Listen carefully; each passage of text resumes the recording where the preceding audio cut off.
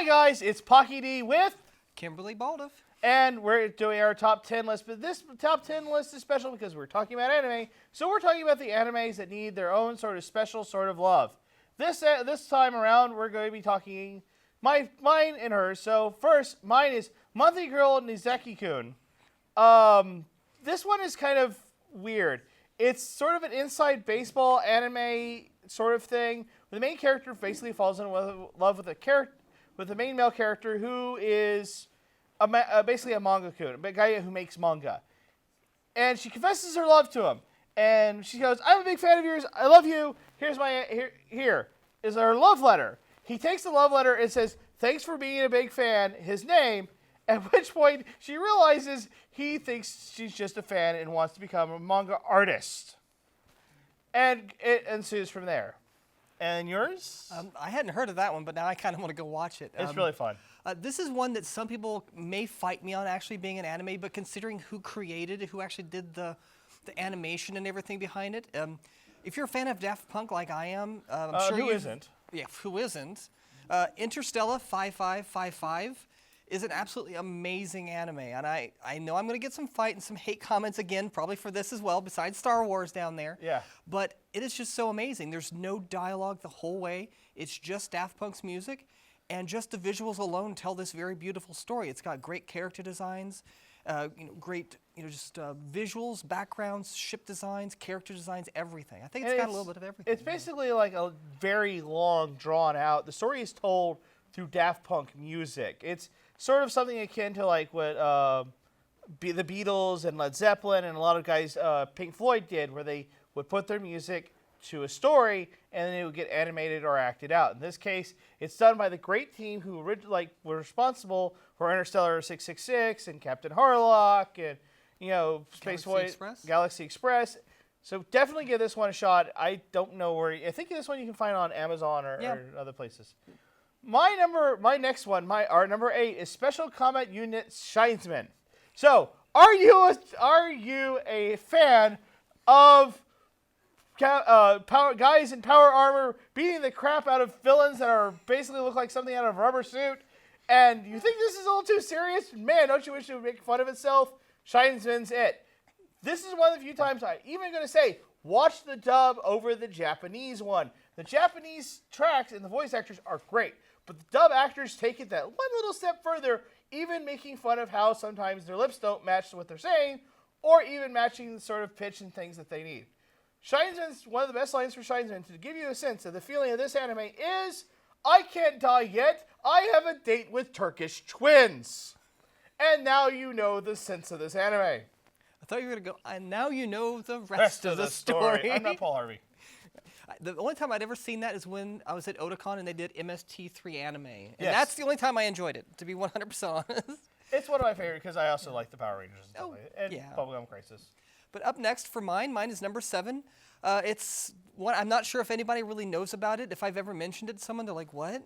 It's Gokudo. And your hero is a jerk. It's like a flat-out jerk who does not care about anybody but himself. And because of just other events that happen in the very beginning, he gets turned into a girl that has to go all over the place trying to fix this. Because he likes girls, how dare he be a girl, and he's greedy as all get out. And it's just so funny just to watch him do what he does when you don't really expect your hero to be more of a villain. And I know other shows have attempted this, but he kind of pushed the envelope to where it's like, am I really supposed to like this guy? It's also kind of the artwork and the character designs remind me of Slayers. Yeah, it is very much like Slayers. So if you like Slayers, definitely. Yeah, and there's some gender-bending aspects to it too, which Slayers really didn't have, so a little bit different. My next one is also a fairly new one, Yona of the Dawn. This series just finished wrapping up recently. I don't want to talk a lot about this one, mostly plot-wise, due to the fact that almost everything about the plot and even a synopsis of it gives away a lot of stuff. I will say this. The main character is a princess. She had a very easy princess life, and everything handed to her. One day, someone ruins all that by killing her dad. And then she has to go on the run to basically keep herself alive, to not be murdered, because she saw who did it. And a lot of things go down. What she has to do is collect people who can basically defeat the main bad guy to get her kingdom back. But here's a little twist on this one. And a lot of people are like, oh, she's kind of worthless background character then? No. At one point, she realizes if she's going to get her kingdom back, she has to stand alongside the men and women who fight with her to get her kingdom back. And you see a character go from completely useless in the beginning, who can't even get herself to, like, walk anywhere, to a warrior who will kill a general just because he's in the way. You want to see progression? That's what I recommend. Right. And this one is on CrunchRoll. Watch it. Yeah, you beat me to it. That's where I started watching it. Yes. I'm going through all my series now and finishing them. I'm kind of running out. But my next one up is one I've cosplayed from, just purely because I loved it so much. I think I did like 2 or 3 costumes from it alone. It's such a short series, but it's Handmaid May. It's one of the little harem-ish animes, if you like those, where the main guy... From back in the 90s? Yeah. Yeah. Like, I'm bad with dates, but it's 90s-ish, and it's... Like, this main guy has this little android girl, and then they make her big, and then all these other androids show up, and then it's just this crazy harem. If you like Tenchi Muyo, but you wish that there was a little bit more why the characters were who they are, right? This is definitely good. It is fan servicey, but not detrimental fan service. It's not like these characters are just here for pleasure. Yeah, it's not an odd balance of fan service versus, actual plot. It's more like, oh, that was cute. She tripped and you see her panties for a second. But then at the same time, like, some real detrimental stuff started happening. It's very interesting. Time travel, all 9 yards. My next one is Black Haven. Heaven. This one Let's just call the whole thing off. Yeah, let's call the whole thing off. This one is... I like animes that have a little bit more to them. Black Heaven is about a guy who basically used to be a member of a rock band called the Black Heaven, a heavy metal hard rock group whose apparently music-powered a weapon of mass destruction out in space who would stop an alien invasion coming to Earth. Except one day the band breaks up because nobody knows on Earth that this thing's powering a weapon. They break up, the weapon hasn't worked, and the guys are losing. With the anime, and basically now they have to get the band back. He has to play the music to power up the weapon. They have to at one point get back the band together. The bigger thing about this anime is it's more about a guy going through a midlife crisis. And there's a lot more depth to it. At first it seems kind of silly, but as the series kind of goes on, you get a lot more things like what would happen if every once in a while you had to run off, play a song to power a giant weapon. How would your wife react? Also, how would your wife react if the other person who's helping you save the universe is a woman half his age who's got an attractive body and you're thinking he's having an affair? It's a very good anime with a character who's very likable and understandable, particularly if you're about our age and you're like, oh, I have a job where a boss who doesn't appreciate me. I can appreciate this. Right.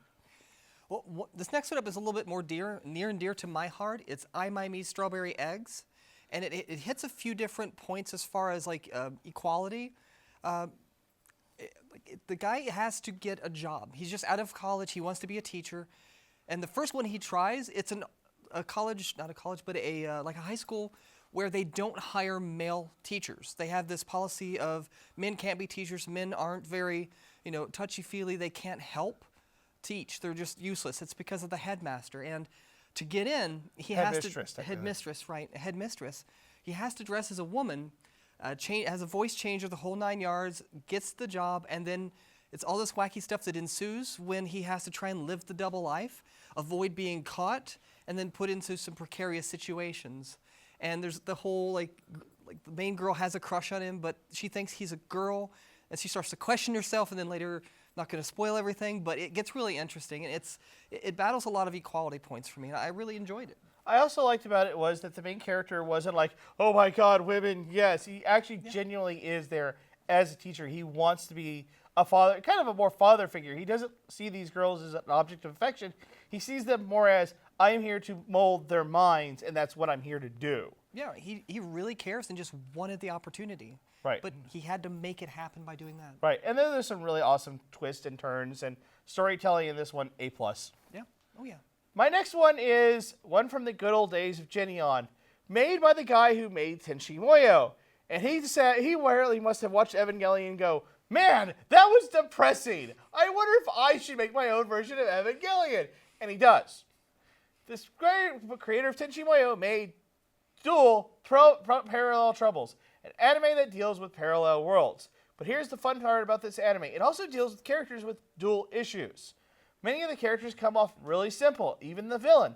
The villain and the guy who basically leads the good guy side and the guy who leads the bad guy side actually have a bigger purpose. They have war going on behind them than just, I want to take over the world. I'm going to stop you.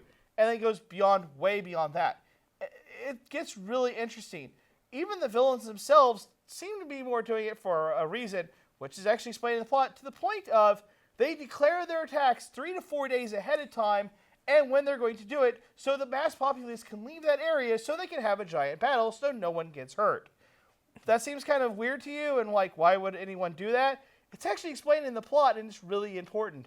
There's also some bizarre visual gags, but trust me, this one, watch it, it's totally worth it, because, like I said, this is one of those that starts off really simple and weird, kind of like Tenchi, but as it goes on, gets telling more story, to the point of you going, wait, is there anyone in this anime who's just who they say they are? And you're number one. What is your number one? My number one, I had to rewatch it last night when I was making this list. I'm like, oh, I haven't seen this in forever. It's a visually stunning anime. It's just a movie. There's no series to it at all. It's about racing, something I always wanted to do. I always wanted to race. Little known fact about me. I didn't know that. Exactly, little known fact. But it's called Redline. It's, like I said, visually stunning. The main character is Sweet JP. He's a racer that won't use guns. Everybody else in the race, they use guns, they use rockets, they use all these other things to try and knock the other racers off, blow up their cars, etc. He won't use any weapons. He's purely about the racing. And your heroine of the series is Sonoshi. And she does do all of this stuff, but she doesn't do it as much as others. And they've got a history, and she kind of forgot it. And it's this beautiful story of her not liking guys at all, wanting to just race, to her starting to understand like where JP's coming from. And in the end, you'll have to watch it. It's beautifully stunning. It's got its own graphic design. Unfortunately, the creator passed away a little bit ago, so it's not something we'd ever see its like again. So I just wanted to pay it a really nice homage because it's a beautiful, beautiful anime. And if you're an F-Zero fan, I really recommend watching this one because, my God, this is the F-Zero anime we should have had. The next one is Gorilla. Gorilla is their mother, and I want to know. And she's got 72 children. Who slept with her to have 72 children? Someone that evil who eats babies. She's got 3 different husbands and 72